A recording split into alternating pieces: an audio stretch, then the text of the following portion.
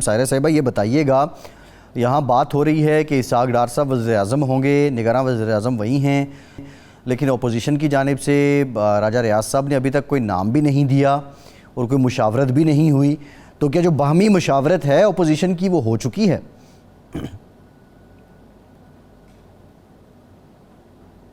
السلام علیکم. نام راجہ ریاض صاحب دیں گے؟ اپوزیشن لیڈر تو وہی ہیں. نہیں جی، ابھی تو کوئی باہمی مشاورت. جی قانون کی روح سے وہی ہیں. اب مجھے نہیں پتا اب ان کے ناموں پہ کسی کے کیا تاثرات ہوتے ہیں، لیکن اپوزیشن سے کوئی انہوں نے باہمی مشاورت نہیں کی. صحیح، ہماری پارٹی سے تو نہیں کی. ٹھیک ہے.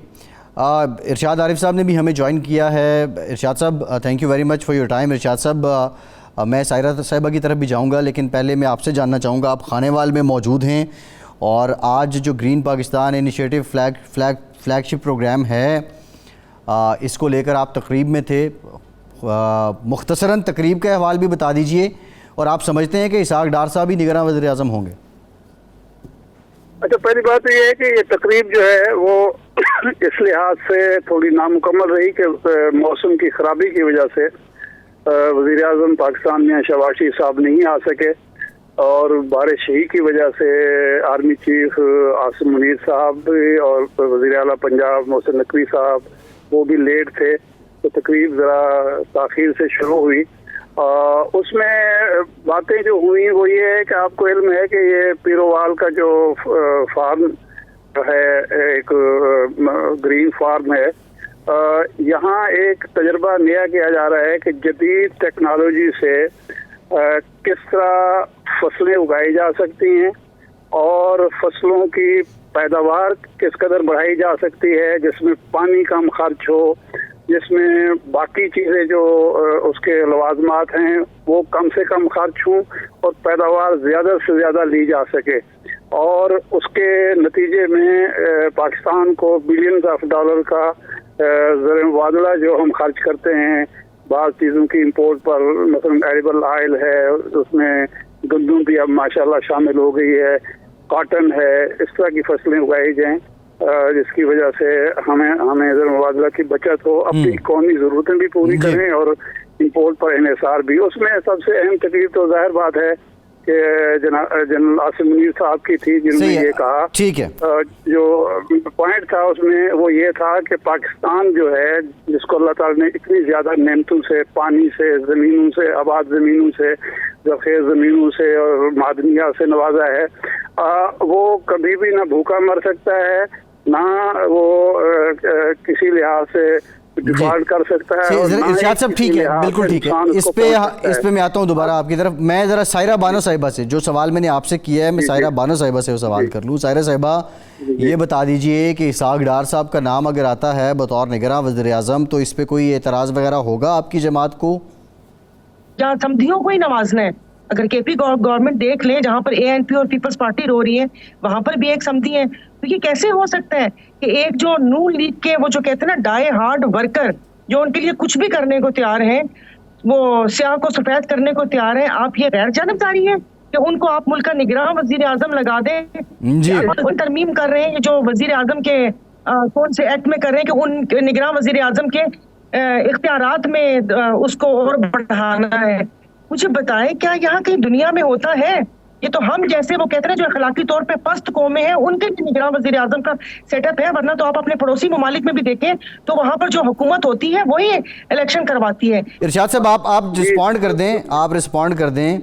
اب بات یہ ہے کہ اس سے پہلے حافظ عبداللہ صاحب بھی تھے، لیکن بنیادی سوال یہ ہے کہ اگر ڈار صاحب نے ہی نگراں وزیر اعظم بننا ہے تو نون لیگ کی حکومت تو موجود ہے، تو پھر آپ نہیں سمجھتے یہ صرف تکلف ہی ہوگا یا پھر وہ آئین میں تو گنجائش ہے شہباز شریف صاحب ہی کنٹینیو کر سکتے ہیں؟ دیکھیں، آئین میں کوئی گنجائش نہیں ہے، یہ بالکل خلاف آئین ہوگا، لیکن اگر ایسا کوئی فیصلہ کسی بھی سطح پر ہوا ہے تو اس کا مطلب یہ ہے کہ یہ طے کر دیا گیا ہے کہ پاکستان ایک آئین ہے، سرزمین ہے، بے آئین ہے، اور یہاں ایک مخصوص ٹولہ جو ہے وہ منمانی کر سکتا ہے، مرضی کر سکتا ہے، اور کوئی اس کو روکنے والا نہیں ہے. کیونکہ یہ جو نگران حکومت کا تصور ہے یا نگران وزیر اعظم کا تصور ہے، یہ ہمارے ماضی کے تجربات کا نچوڑ ہے. 77 میں ایک تحریک چلی الیکشن دھاندلی کی وجہ سے، جس کے نتیجے میں ملک جمہوریت سے محروم ہوا. اس کے بعد 90s میں 80s میں جو الیکشن ہوئے اسی طرح کی مرضی کی حکومت چلتی رہی، اور وہ حکومت مرضی کی حکومت قائم کر لی جاتی تھی، اس کو عبوری حکومت کہا جاتا تھا، اور وہ دھاندلی کرتی تھی. جس کے بعد تجربات سے یہ سبق ملا کہ ایسی حکومت نہ تو پائیدار ہوتی ہے، نہ ملک کے لیے مفید ہوتی ہے، جو شفاف الیکشن کے لیے ذریعے وجود میں نہ آئے، دھاندلی کے ذریعے وجود میں آئے. تو یہ نگران حکومت کا تصور دیا گیا.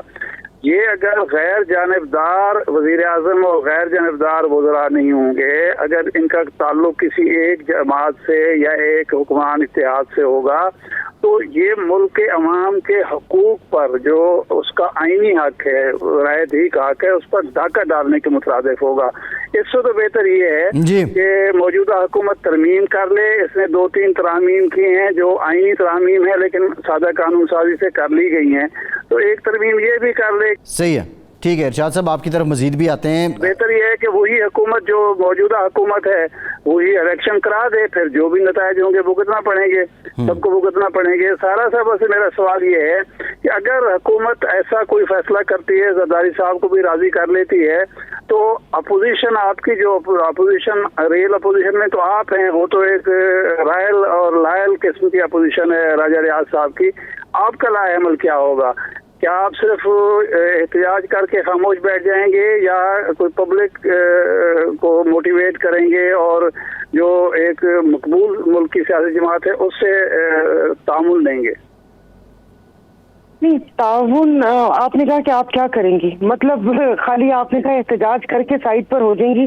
اب ظاہر ہے وہاں پر جو میں ہوں وہاں اس تک تو آواز اٹھائیں گے، اور ظاہر ہے ہماری اپنی پارٹی بھی احتجاج ریکارڈ کروائے گی. لیکن آپ دیکھ تو لیں کہ یہاں پر ہوتا کیا ہے. آپ نے تھوڑی سی رائٹ لیفٹ بات کر لی تو آپ کے اوپر بس اتنی ساری قدغن لگ جاتی ہے، پتہ نہیں ملک و قوم کی سالمیت کو کیا کر دیا اس جماعت نے. لیکن یہ کہ یہ نہیں ہونا چاہیے، اور جس طرح کہ ابھی آپ نے کہا ان کو تو الیکشن کروانے لے کر آ جائیں، اور اس کے بعد یہی آگے اس کو لنگر آن کر لیں. یہ بہانے نہ بنائیں کہ اس میں اس کے اختیارات میں وہ کیا کہتے ہیں زیادہ اس اختیارات کو کر. ان کو خود کی پتہ نہیں ہے کہ یہ حکومت چلے گی یا نہیں چلے گی، اور یہ اپنا بندہ پکا لانا چاہتے ہیں کہ جو ان کی سنے کہیں اور سے احکامات نہ لیں. پتہ نہیں. اب بات یہ ہے کہ اگر کوئی بندہ ڈکٹیشن نہ لے تو وہ تو پھر مناسب بات ہے نا. جمہوریت میں تو یہی ہوتا ہے، ڈکٹیشن تو صرف عوام کی ہوتی ہے. دیکھیے عوام ہے نہیں نا، آپ ایسے ہی ہم لوگ اپنا دل خوش کرتے رہیں کہ اچھا بھی ہم عوام بھی کہیں ہیں، ہم نہیں. ڈکٹیشن کے بغیر تو یہ چلتے ہی نہیں ہے. آپ ساری باتیں چھوڑیں، سارے چینلز کو ہی دیکھ لیں.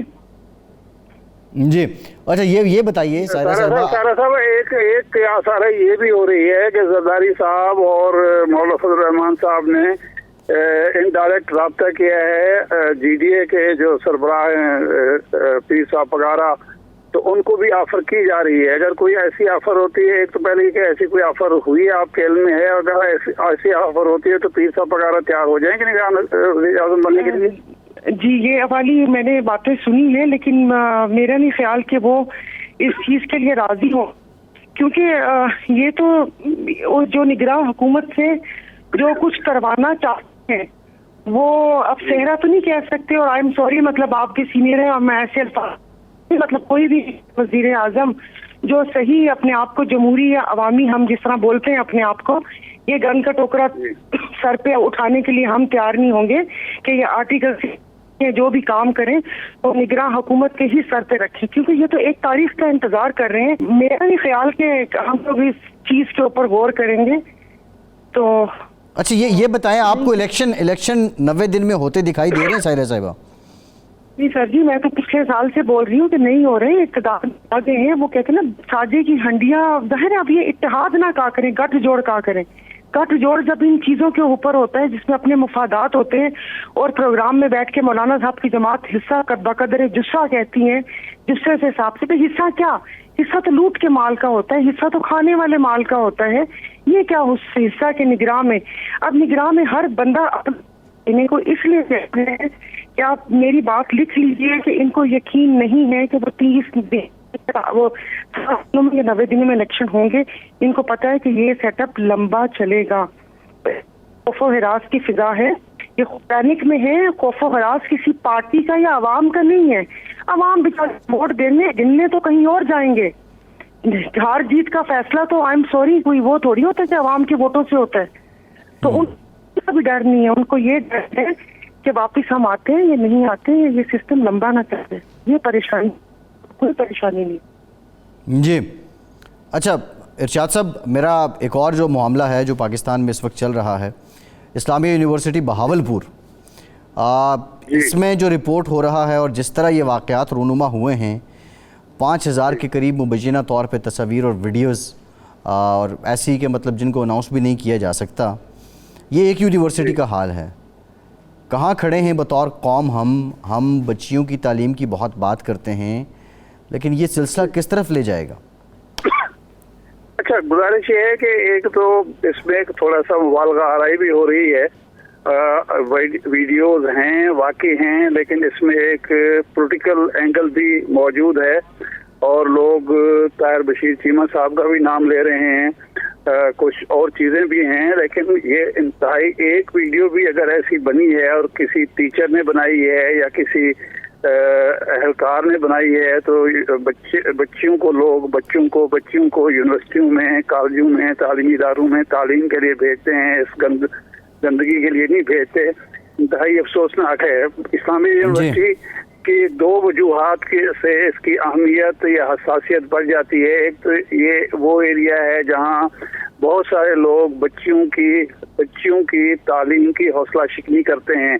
अब अगर उनको ये हथियार हाथ में आ जाए कि देखें कि यूनिवर्सिटियों में ये कुछ होता है, तो इरशाद साहब हमारे पास जो वालिदैन बिल्कुल ठीक है, यही नुक्ता मैं सायरा साहिबा के सामने रखूँ। सायरा साहिबा ब्रीफ कमेंट कर दें, ये वाक़या तो रिपोर्ट हुआ है, इस पे सज़ा क्या होनी चाहिए और प्रोपेगेंडा इसमें आपको कितना लगता है? Sharp comment. नहीं, प्रोपेगेंडा तो नहीं, जाहिर है जब इतना सारा कुछ हो रहा है तो कुछ मैं इसलिए लिखती हूँ कि अल्लाह माफ़ कर दे, आई एम सॉरी। मैं थोड़ा अगर आपको जल्दी से बता दूँ कि वो है नंबर 1 पर है और ये इस किस्म की बातें होती रहती हैं। अब मैं इसको अगर पहले भी सज़ा मिल जाती कि पार्कों में और इधर उधर ख़वातीन महफूज नहीं है। अभी ये जो पता कि एक बच्ची का तशद्दुद हुआ था, फिर पता चला कि वो तो बहुत पावरफुल थे और उन्होंने वो उस पे आ गया था ना कि बगैर इजाजत मूवी भी क्यों बनाई। जी बिल्कुल ठीक है, वो मामला दर्ज किया। तो जिस वक्त इस पे आप कानून साज हैं, इस पे कानून साजों को भी फोकस करना चाहिए।